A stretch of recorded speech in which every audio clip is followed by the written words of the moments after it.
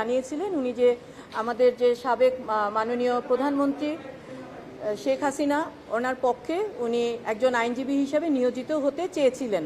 এর আগেও আপনাদের মাধ্যমে উনি এই ইনফরমেশনটা দিয়েছিলেন।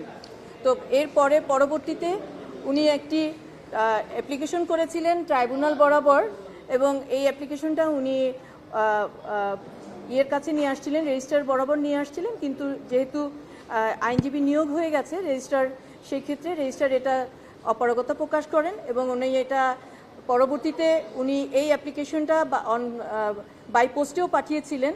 তো আজকে অন বিহাফ অফ হিম, অর্থাৎ আমি যেটা এখানে পান্নার পক্ষে ওনার এই অ্যাপ্লিকেশনটা জাস্ট পুটিং করেছিলাম কোর্টে এবং কোর্টকে জানিয়েছিলাম ওনার ডিজায়ারটা কি। এবং উনি কোর্ট বলেছেন যে যেহেতু একজন আইনজীবী অলরেডি নিয়োগ হয়ে গেছে এখন আর এটা সম্ভব না।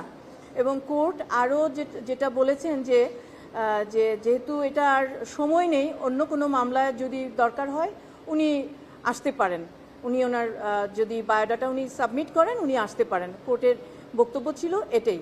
এবং শেষে যেটা আমি ওনার পক্ষে থেকে ওনার আর একটি মেসেজ ছিল যে কোর্ট যদি ওনাকে ডিফেন্স লয়ার হিসেবে নিয়োগ নাও দেন মাননীয় বা সাবেক মাননীয় প্রধানমন্ত্রীর জন্য, ওনাকে যেন অ্যাসিস্ট করার জন্য একটি অনুমতি দেওয়া হয়। কোর্ট বলেছেন যে না, এটা সম্ভব না। আপনারা আর যা জানার দরকার বা ওনার কিছু, যেহেতু আমি ওনার পক্ষে ওনার অন বিহাফ অফ, যেহেতু উনি আসতে পারেন নাই, আমি ওনার পক্ষে অ্যাপ্লিকেশনটা পুটিং করেছিলাম, আপনারা ওনার কাছ থেকে সব কিছু জেনে নিতে পারেন। আর